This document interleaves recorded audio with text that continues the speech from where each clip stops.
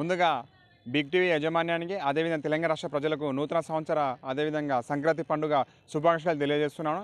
నూతనంగా ఏర్పడినటువంటి కాంగ్రెస్ ప్రభుత్వం ఏదైతే ఉందో కాంగ్రెస్ ప్రభుత్వము ప్రజాపాలన తీసుకు ఈరోజు ప్రజల దగ్గరికి పాలన చెప్పడం చాలా మంచి పరిణామం. కానీ ఈరోజు ఈ కాంగ్రెస్ ప్రభుత్వంలో వీళ్ళు కొన్ని ఇన్స్ట్రక్షన్స్ అంటే కొన్ని రేషన్ కార్డులు అని చెప్పేసి అదేవిధంగా ఆధార్ కార్డులు అని ఇలాంటి లింకులతోటి ఈరోజు ప్రజాపాలన అని చెప్పేసి ప్రజల వద్దకు ఈ హామీలు ఏవైతేనో ఆ 5-6 గ్యారెంటీలను ఈరోజు ప్రజల దగ్గర తీసుకెళ్లి వాటిని అమలుపరిచే విధంగా మేము చేస్తున్నామని చెప్తున్నారు. కానీ మేము ఒక సామాన్యులుగా మేము ఈరోజు ప్రశ్నిస్తున్నాం. ఈరోజు దాదాపుగా రాష్ట్ర వ్యాప్తంగా 30 లక్షల మంది ఫ్యామిలీ వాళ్లకు ఈరోజు రేషన్ కార్డులు లేవు.